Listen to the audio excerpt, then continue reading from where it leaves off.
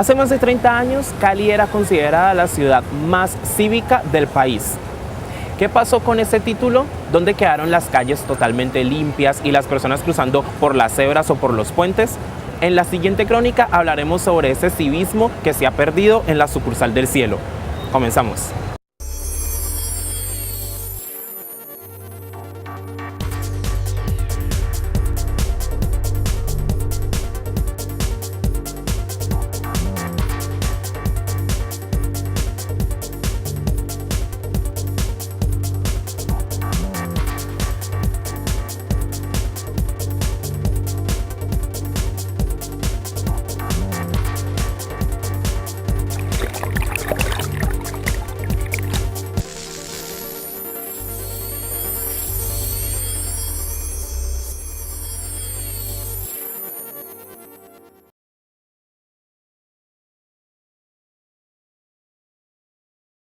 Érase una vez una ciudad conocida como la más cívica de un país. Cuenta la leyenda que sus calles siempre estaban limpias y sus parques podados y verdes. Se dice que sus habitantes siempre, casi de forma sagrada, cruzaban la calle por los puentes peatonales o por las cebras en las esquinas. Se cuenta que en los buses los más jóvenes cedían su puesto a los adultos mayores o a las mujeres embarazadas, que los conductores respetaban las señales de tránsito y la amabilidad de la gente era la carta de presentación para turistas y extranjeros. ¿Qué sucedió en la mente de los habitantes de esta mítica ciudad que pasaron de ser los más corteses a perder todo el civismo? ¿Cómo recuerda a la Cali de hace 20 años en cuanto a sociedad y al civismo? Muy bien, anteriormente hace 30, 20 años era muy lindo, muy bello, hermosísimo, Cali era muy bello, no había tanto de gente, no había nada, todo era normal, muy bien. Donde uno salía era sin peligro. Ahora no puede andar uno de las 8 a 11, no puede andar en las calles del centro porque ahí mismo lo estás persiguiendo para quitarle cualquier cosa al celular. Y no lleva nada, pues también le pegan. ¿Usted en qué cosas cree que nos estamos rajando los caleños de ahorita? ¿Qué nos falta de esa Cali de hace 20, 30 años? No, pues mucho, todo se cambió, eso quedó ya todo indiferente. Suciedad, mugre, entre unos tales, mugre, papeles, toda esa basura, cartones, la gente va tirando la basura donde sea, ya no le importa nada de Cali. Este parque que se mantenía anteriormente bien limpio, bien bonito, ahora usted anda esas basura por toda parte donde ve. Hay que uno colaborar y recogerla. Efren Cubillos tiene 63 años, es caleño de nacimiento y ha recorrido la ciudad de norte a sur desde que tiene uso de razón. Lo que más le da nostalgia es pensar en esa Cali limpia y bonita que se veía años atrás. Anteriormente todo el mundo cruzaba la calle por las cebras, se decía muy bien. Y la gente que no decía, ves, perdón señorita, pues señor, por aquí esta es la cebra. Gracias. Ahora usted le dice a una persona de salida, coma mierda, sapo, lo tratan mal. Ahora no puede decir nada, eso pasa. Que tiene una basura ahí, le va, señor, que te va basura ahí, no recola, a usted le da la gana. La tira y se va yendo. No le dicen caso a uno, lo tratan mal a uno si le dice algo. Con poco éxito, las administraciones que ha tenido la ciudad en los últimos 10 años han querido rescatar esa fama cívica de la que gozaba la sucursal del cielo. Se han implementado campañas sobre el uso correcto de las cebras, se han dado mensajes para no arrojar basura a las calles y respetar las señales de tránsito. Pero tener que recurrir a lanzar comerciales de televisión en los que, casi como si fuéramos analfabetas, nos enseñan a cruzar la calle es un claro ejemplo de lo mal que estamos como sociedad. ¡Que fuera! ¡Y se te ocurra! ¡Estaba enrosado! No, pues enseñar cultura a la gente, educarlo, porque es que ahora estos muchachos hoy en día son muy mal educados, hermanos, no respetan nada y darle cultura y enseñarles civismo, cómo se puede mantener a Cali limpio, si lo quieren. De su parte, ¿usted qué hace para conservar ese civismo aquí en su lugar de trabajo, que es la Plaza de Caicedo? No, por lo menos yo veo un papel por ahí botado, lo recojo, voy, le tiro a botar a la basura, un vaso por ahí, lo que sea por ahí que yo pueda botar, lo cojo y lo echo a la basura. Para demostrarle a la gente que sí hay cultura, que sí hay civismo. ¿Estamos a tiempo de recuperar esa fama de ciudad cívica que teníamos en los años 70 y 80? ¿Se puede modificar el comportamiento de las personas en los espacios públicos? Después de comerciales hablamos con la socióloga Adriana Nacona sobre esas prácticas sociales que nos quitan civismo.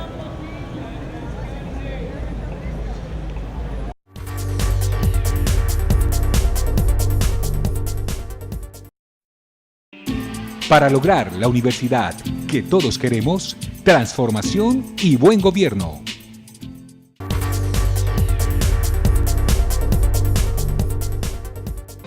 ¿Tienen claro los caleños qué es ser cívico y qué prácticas sociales adecuadas deben tener para conservar la buena relación con sus iguales en los espacios públicos?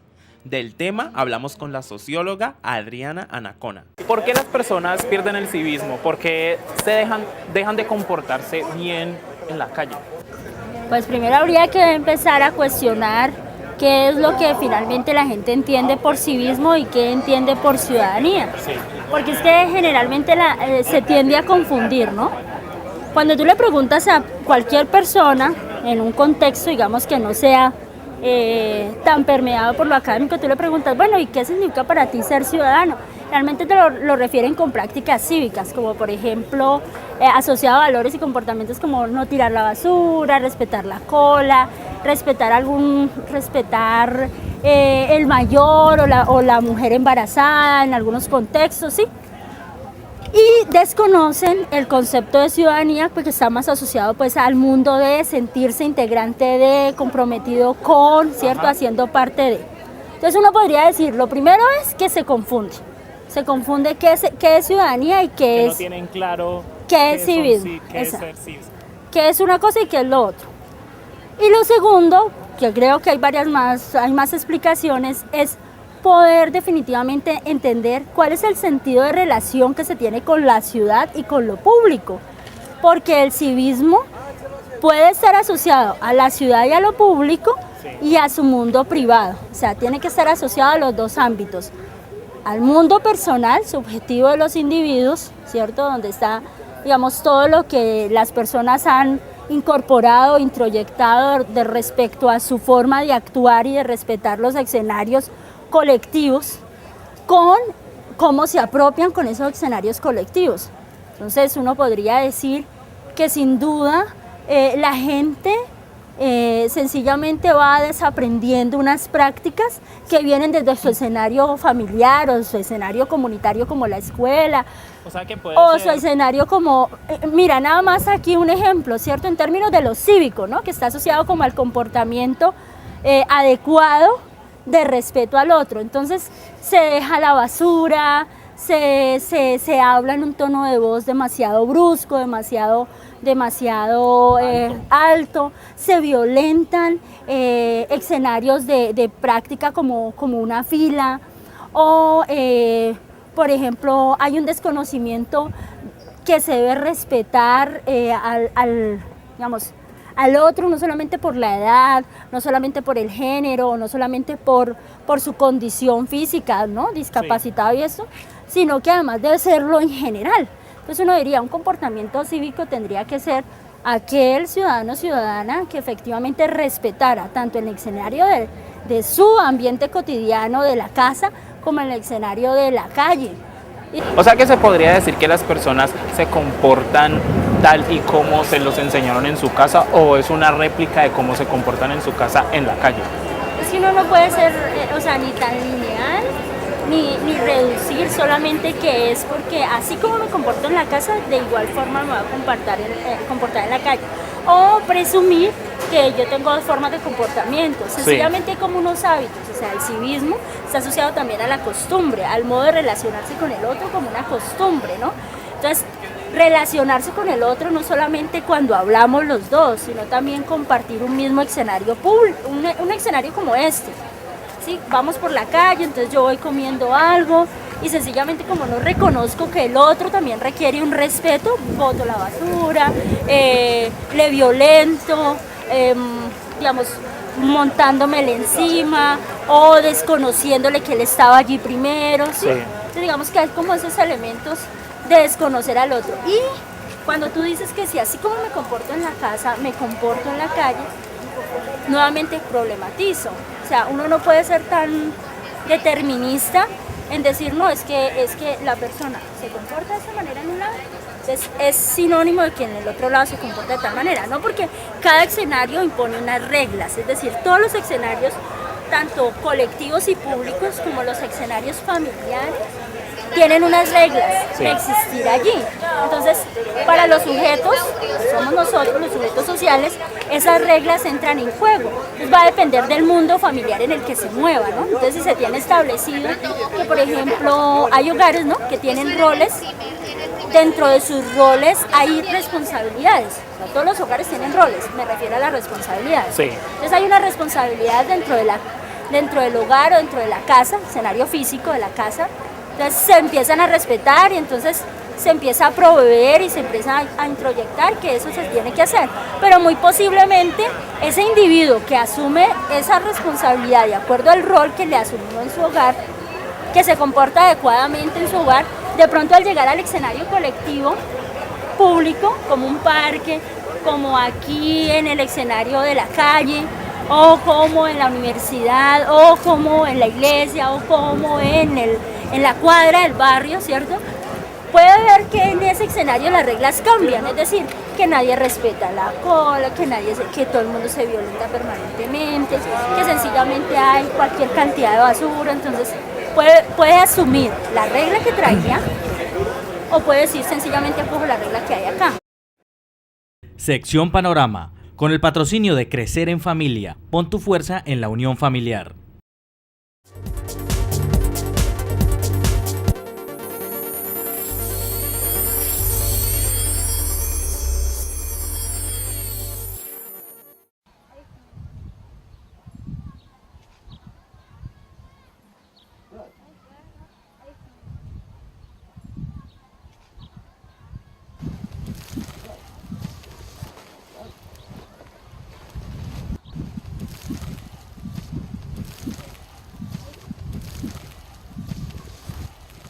Mi nombre es Anderson de Consensao. Tengo 36 años y trabajo como recolector de reciclaje desde hace 17 años.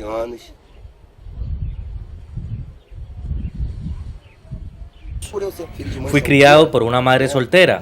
Ella vivía estresada y me golpeaba mucho. Éramos 10 hijos, de los que quedamos 9, porque mi hermanita fue asesinada. Decidí escaparme de la casa. En la calle encontré a muchos amigos que me decían que siempre había un espacio para dormir, comer y beber sin problema. Y hasta podemos hacer plata, me decían. Y yo pensaba, ¿qué más da? Estoy en la calle, acá duermo. Los chicos me llevaron al Jardín Gramacho. Así fue como conocí ese lugar, el basurero de Río de Janeiro. Allí trabajábamos montones de personas. Después fue llamado relleno sanitario, pero en realidad no lo era. Era más bien un vertedero al aire libre controlado, uno de los más grandes del mundo.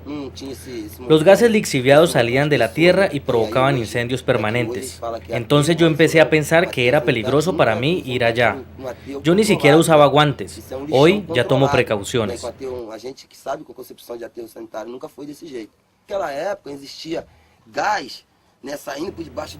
Mis piernas están cubiertas por cicatrices de viejas heridas, por vidrios rotos, agujas y hasta jeringas. Ahora soy recolector de reciclaje. Hace años, quienes hacían lo que yo hago eran considerados vagabundos, escarbadores de basura.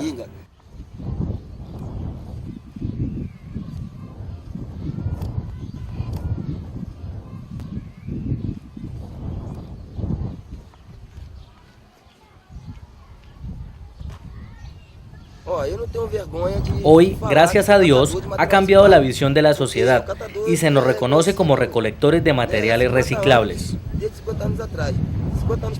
Estamos organizándonos. Es verdad que todavía hay cierta discriminación. El mercado de empleo es competitivo, pero la discriminación es por raza, por etnia. Yo quiero vestir bien, vivir en una casa bonita, darle a mis hijos lo mejor, que puedan tomar un buen café o comer una fruta al desayuno, tener dignidad. Lo bueno es que soy mi propio patrón. Desde la época del basurero íbamos a la hora que queríamos, buscábamos en los lugares que queríamos, pero si no trabajábamos, no ganábamos. El problema era, y sigue siendo, los intermediarios que nos compran lo que recogemos. Por eso queremos organizarnos en cooperativas, para que nos paguen mejor. Ellos andan en carros de alta gama, viven bien, mientras nosotros a duras penas conseguimos la comida. Lo que yo anhelo es formar parte de una cooperativa que organice una recolección selectiva, que sea pagada directamente por el gobierno.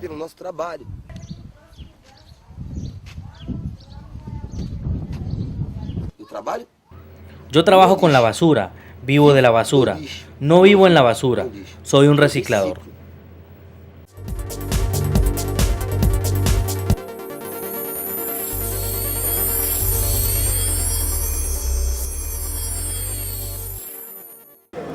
El fútbol es un deporte que genera muchas sensaciones, pasiones, alegrías y tristezas. Santiago de Cali no es la excepción. En nuestra ciudad existen diferentes grupos profesionales de fútbol cuyos hinchas hacen hasta lo imposible para defender su orgullo y su camiseta. Esta es nuestra historia de hoy.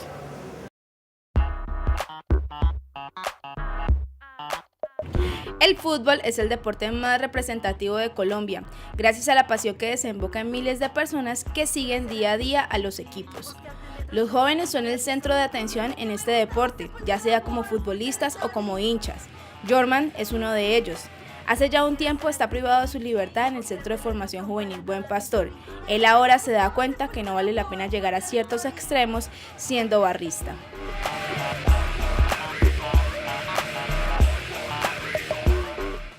¿Desde cuando soy hincha? Desde que mi papá me llevó a un partido del Cali desde que tenía como 5 años. Y le dio a jugar, estaba jugando contra el Nacional y le ganó como 2-0.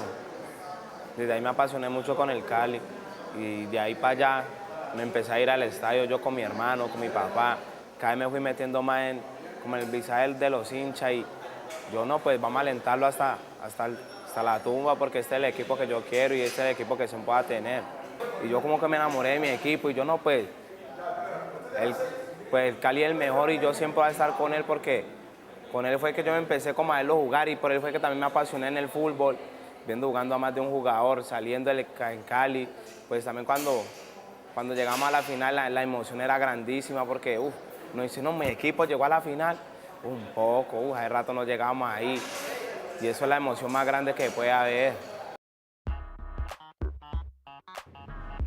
Este deporte definitivamente es un medio para que las personas se diviertan, pero la pasión es tan grande en algunos hinchas que llegan a hacer hasta lo imposible para defender su orgullo y su camiseta. Disturbios, enfrentamientos y violencia es lo que se quiere cambiar en los estadios de todo el país. Los hinchas están enamorados de su equipo de forma desenfrenada hasta el punto de llegar a generar violencia. No, pues cuando uno pierde, uno pilla a perder su equipo y lo pilla humillado, uno siente la presión, cómo vamos a perder, y el otro equipo alentando y sacándole canciones a uno estresa, ¿no? O más uno grosero, no, pues vamos a enfrentarnos contra ellos, a ver qué es lo que tanto hable para subir el ánimo y el orgullo de uno, el orgullo del equipo, y antes uno se enfrenta contra ellos para hacerse que uno es el mejor, que Cali es el mejor, o ellos con su equipo con el América, porque es con el América el que más problemas hemos tenido, pues contra ellos, porque así es. Porque uno cuando uno debe caer al equipo, uno se siente en el piso, como cuando ellos pierden, uno también pierde la alegría de verlos ganar, la plata que uno invirtió ir a verlos, porque hay veces en los viajes, y también el orgullo porque uno, es como uno cuando le quitan una novia, uno se siente humillado, destrozante, ¿no? Y uno hace lo imposible por recuperar, entonces la única forma de recuperar ese orgullo es enfrentándose contra ellos y desafiarlo y pelear con ellos, aunque yo sé que por eso han habido muchas muertes y muchas cosas malas, pues hay gente que no reflexiona.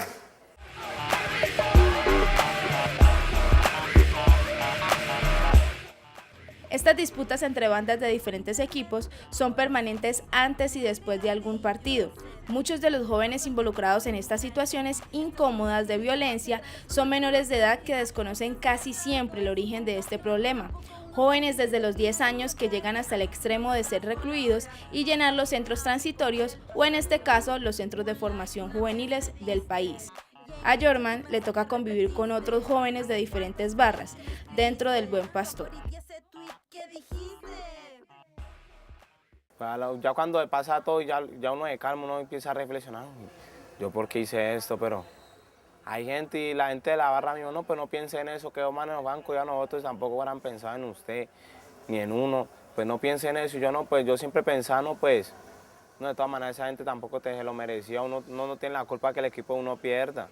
Así es el fútbol, nadie sabe quién gana. Hay veces uno sigue con la rivalidad porque digamos uno de pronto la va a encontrar en la calle y uno no, pues, y el man lo otro peleó a uno lo otro peleó a él, pues la rivalidad existe y no, pues vos sos americano, yo soy caleño, y pues yo voy para arriba con mi frente porque mi frente es el mejor y y ellos también le responden lo mismo, ahí siempre salen las rivalidades. Pero hay veces tampoco, unas veces también yo me encuentro un man de Palmira que también yo he atropellado con él, pues no, con él no, ni dificultades, ni nada, antes éramos amigos porque éramos de allá mismo y éramos alentados, él alentaba a la América, yo al Cali, pues de todas maneras siempre había como la desconfianza cuando en los partidos o las cosas así. Después de comerciales hablaremos con Sandra Quevedo, trabajadora social, y Marcela Ángel, psicóloga, acerca de este fenómeno que se viene fortaleciendo en Colombia.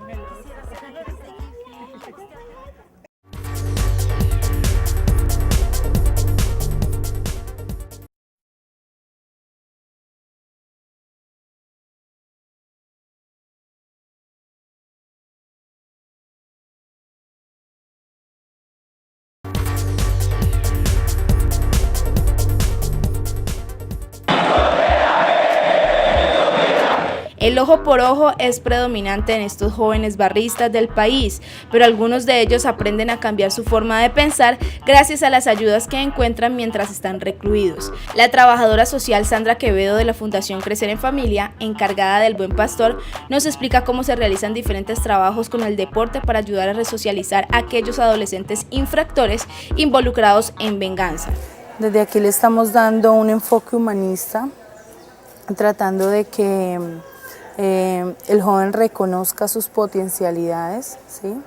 Se vinculan a talleres deportivos, buscando siempre desde el deporte generar la solución asertiva de conflictos, ¿sí? Todo lo contrario que pasa en el medio social del joven, es donde se da el fenómeno de barras bravas. La mayoría de jóvenes que vienen aquí a la institución están ligados a algún grupo deportivo, y aquí en Cali pues socialmente está muy marcado, ¿no? Barras del América y del Cali, a veces los conflictos vienen desde afuera, entonces aquí tratamos pues de hacer todo un proceso para lograr la convivencia entre ellos aquí en la institución. ¿Cuál es el resultado que han tenido ustedes en relación a todo este proyecto y todo este proceso? Bueno, a través del pacto de convivencia, nosotros buscamos que los adolescentes logren acuerdos, ¿sí? Sacarlos de su contexto social para que acá se viva un proceso de resocialización, teniendo en cuenta todos los factores que influyen, ¿no? Social, familiar, económico. A veces la falta de inversión, ¿cierto?, en escenarios deportivos hacen que ellos busquen otras alternativas y que el medio de la solución al conflicto sea la violencia. Entonces acá pues le apostamos a ese cambio. La psicóloga Marcela Ángel nos hablará acerca de las barras bravas y el comportamiento de los jóvenes en estos grupos sociales. Para que un adolescente ingrese a las barras bravas, pues se han identificado diversos factores de riesgo, ¿sí? Algunos de esos factores corresponden a la parte de su contexto sociocultural y otros corresponden a la parte de la familia. Entonces encontramos, digamos que la exposición a esta clase de grupos constituye un factor de riesgo importante. Sin embargo, desde lo familiar también se generan unos riesgos, ¿sí? Cuando un adolescente no se siente parte de un grupo familiar, no siente como esa inclusión dentro de su núcleo familiar, tiene, digamos, una tendencia que le facilita vincularse a esta clase de grupos de alto riesgo. Básicamente lo que busca un adolescente que ingrese a las barras bravas es una búsqueda de la identidad. Él está buscando sentirse parte de algo, sentir que pertenece a un grupo que le brinda ciertas características de inclusión, que de alguna manera le permite también identificar un sentido de vida, ¿sí? Un por qué, un para qué. Entonces, cuando desde la familia no se le inculca, digamos, a un adolescente o no se le estimula como el desarrollo de un sentido de vida, es, digamos, un factor de riesgo para que estos jóvenes se identifiquen con un grupo como las barras bravas. En el Buen Pastor se desarrollan a diario talleres o pactos de convivencia para aprender a respetarse entre sí, pues la mayoría de estos jóvenes encuentran su enemigo recluido en el mismo lugar.